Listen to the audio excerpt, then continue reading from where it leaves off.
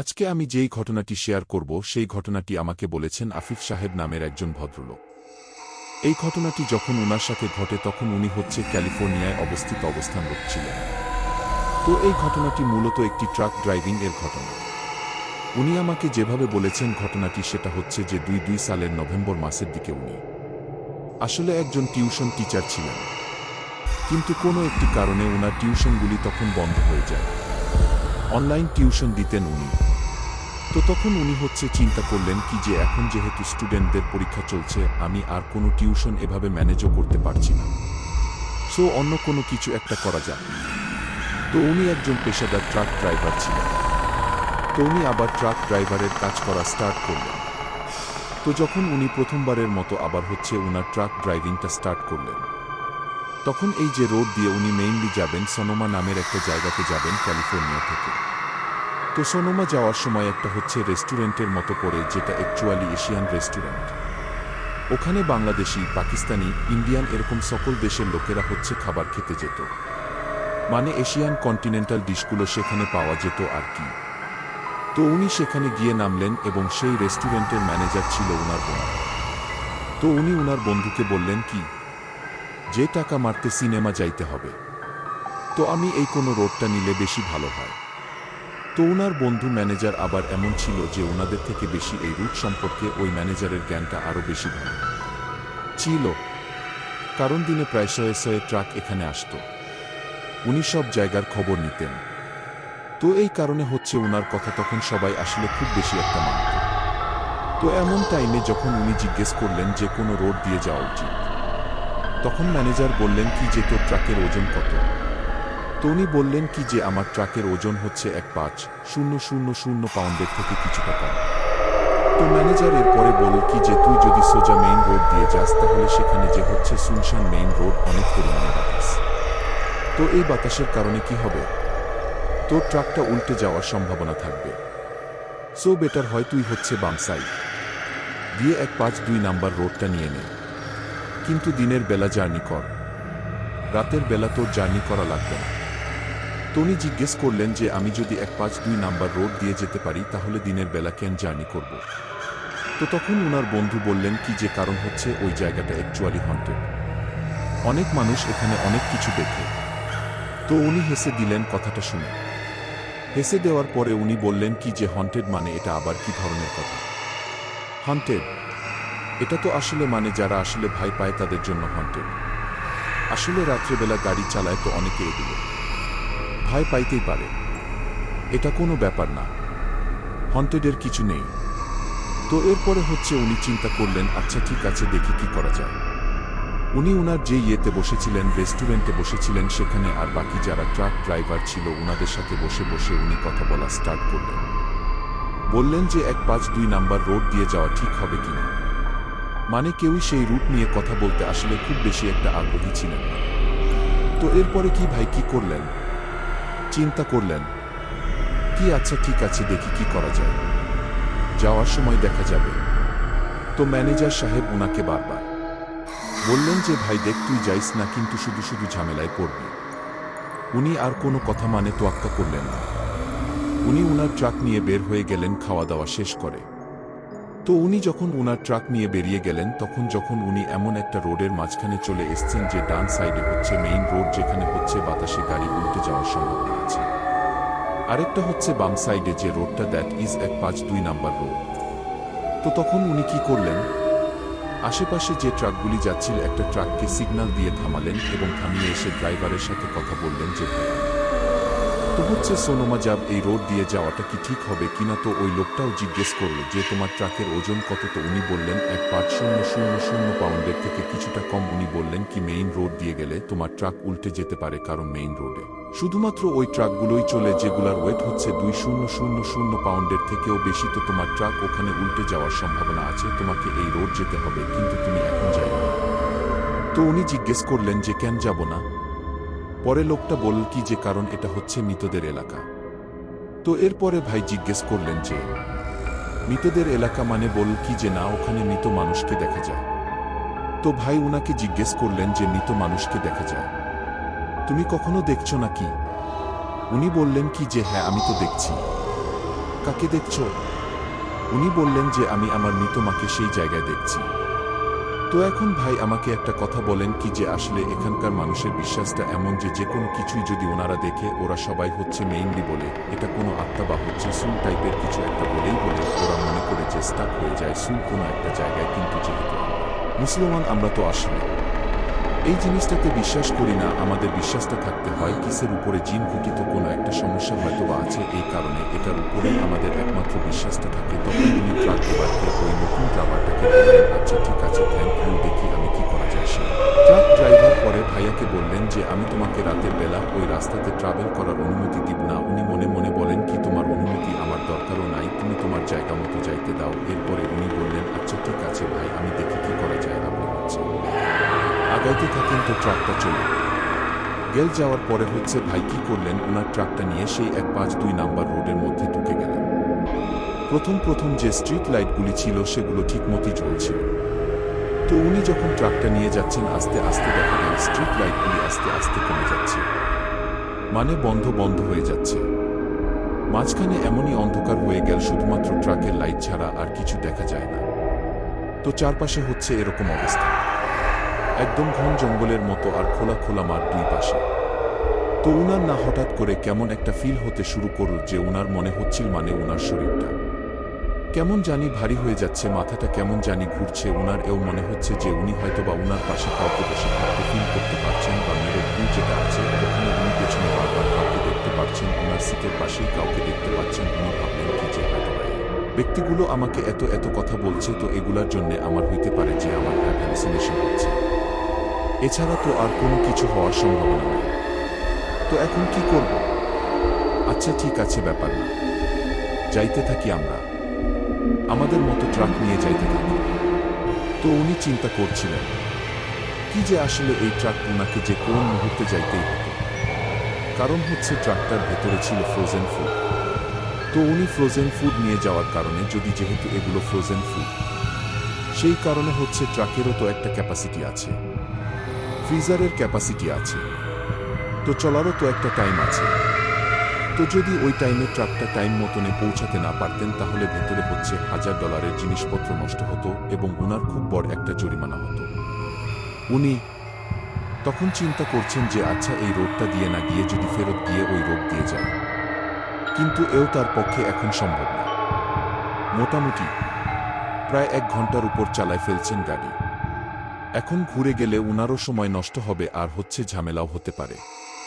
হঠাৎ করে উনি এই চিন্তা করতে করতে দেখলেন কি উনার মানে জানালার ডান পাশ দিয়ে কিছু একটা খুব জোরে শাক করে হচ্ছে উড়ে গেল সাদা কালারের। উনি কিছুটা ভয় পেলেছেন, তখন এটা কি গেল উনি আবার ভাবলেন এটা হয়তোবা আমার মাথার কোনো একটা মানে চিন্তা ভাবনা হবে, কল্পনা হবে, আমি অনেকের কাছ থেকে কথা শোনার জন্য এরকম হচ্ছে। উনি কি করলেন, ট্রাকটা একটা সাইডে দাঁড় করালেন, চিন্তা করলেন কি আচ্ছা ঠিক আছে কোনো বিপদে পড়ার আগে একটু চেক করি বা একটু রিল্যাক্স হয়ে নিই।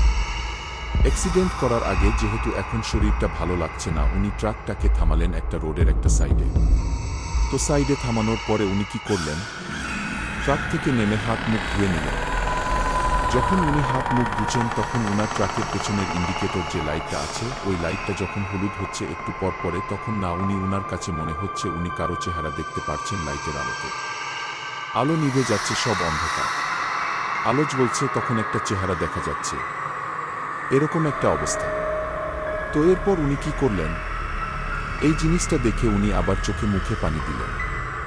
পানি দিয়ে যখন উনি আবার দেখলেন যে না জিনিসটাকে এখনো দেখা যাচ্ছে, তখন উনি কি করলেন, ট্রাকের ভেতরে গেলেন এবং হচ্ছে টর্চলাইট নিয়ে পেছনে টর্চলাইট মারলেন।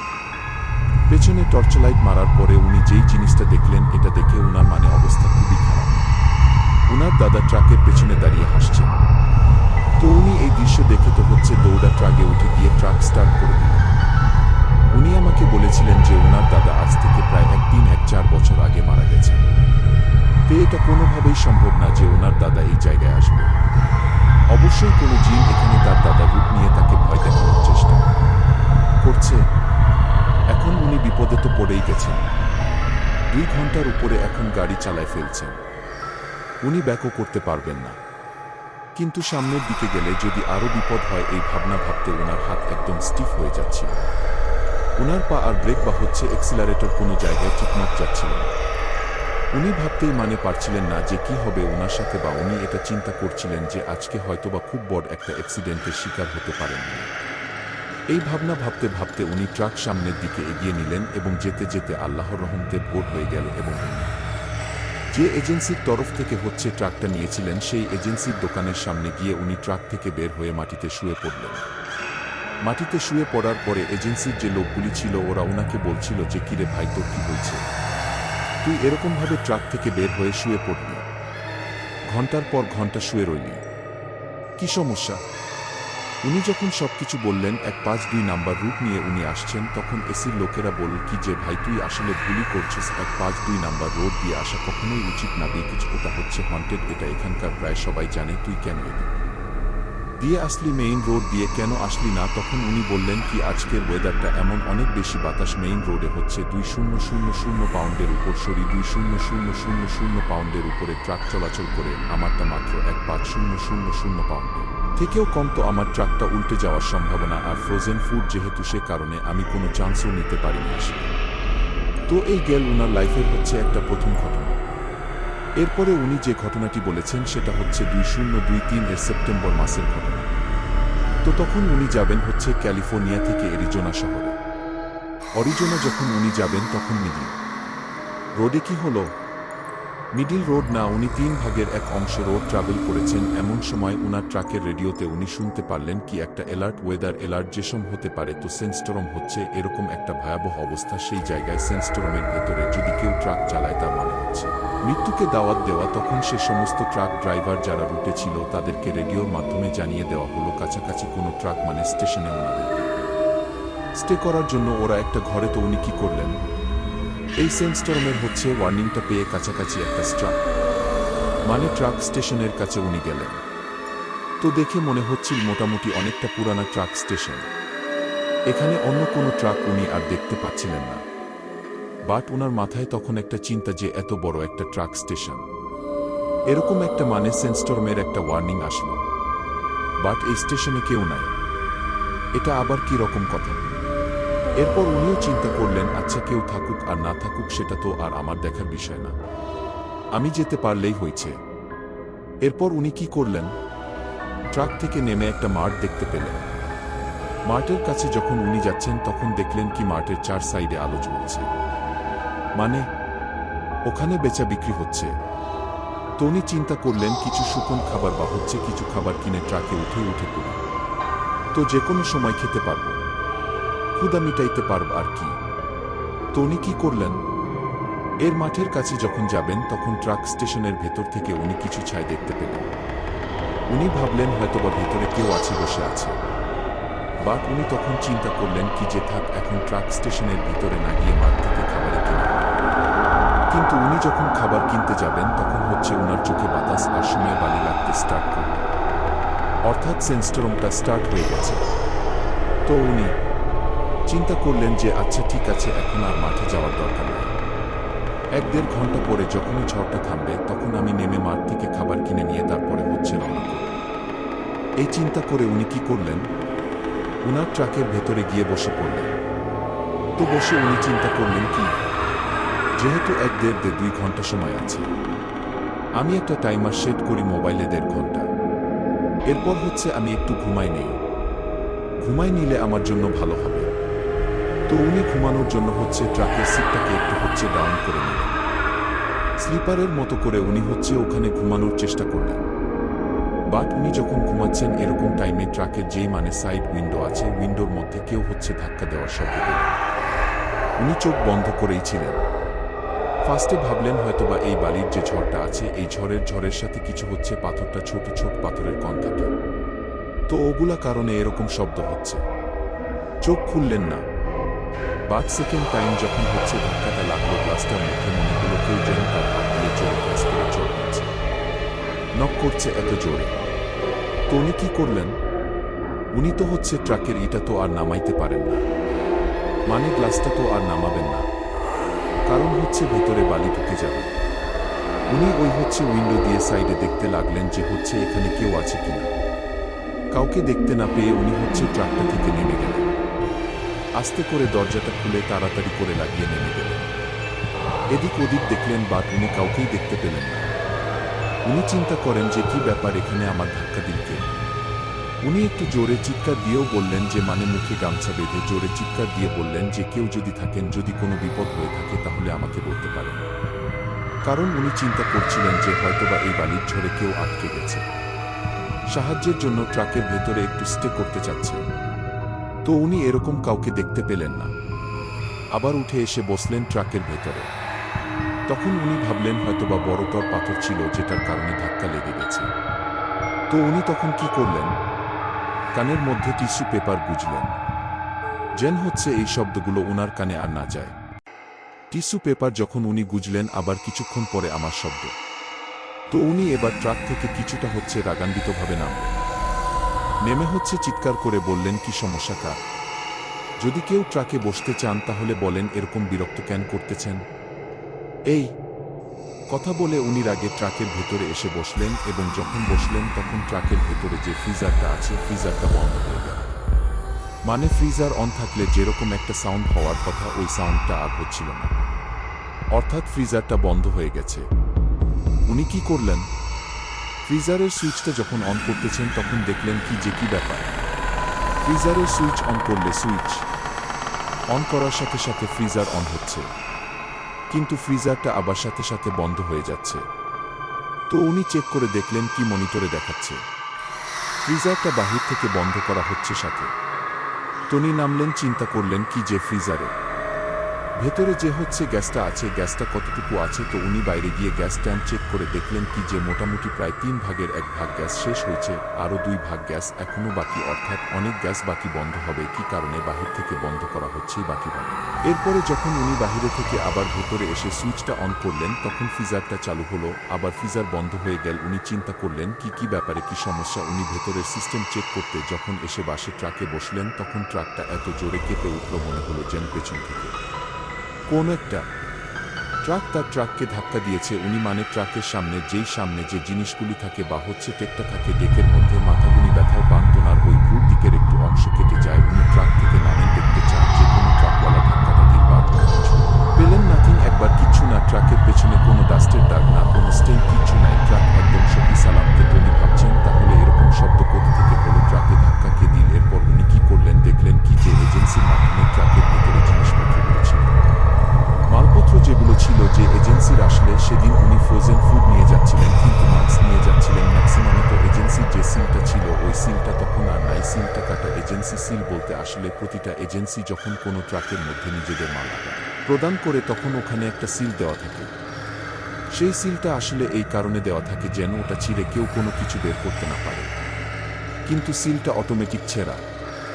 উনি ট্রাকের দরজাটা যখন খুললেন ভেতরে দেখলেন কি যে হচ্ছে ফ্রিজারটা বন্ধ হওয়ার কারণে ভেতরে গরম হয়ে গেছে, এবং মাংসের যে হচ্ছে কন্টেইনারগুলো ছিল সবগুলো প্লাস্টিকের কন্টেইনার হচ্ছে এমনভাবে ছেঁড়া বা কাটা মনে হচ্ছে কেউ মানে খুবই বড় বড় নখ আর ধারণ নখ দিয়ে সেগুলো ফেলে দিয়েছে। উনি কিছুটা ভয় পেলেন যে কি ব্যাপার, এরকম অবস্থা কিভাবে হইল। এরপর উনি যখন দরজাটা আবার বন্ধ করতে গেলেন তখন ভেতর থেকে একটা মহিলার হাসির আওয়াজ পেলেন। উনি চিন্তা করলেন কি এত মাংস ভেতরে বিড়াল বসার জায়গা নিয়ে মহিলা কোত্থেকে আসলো।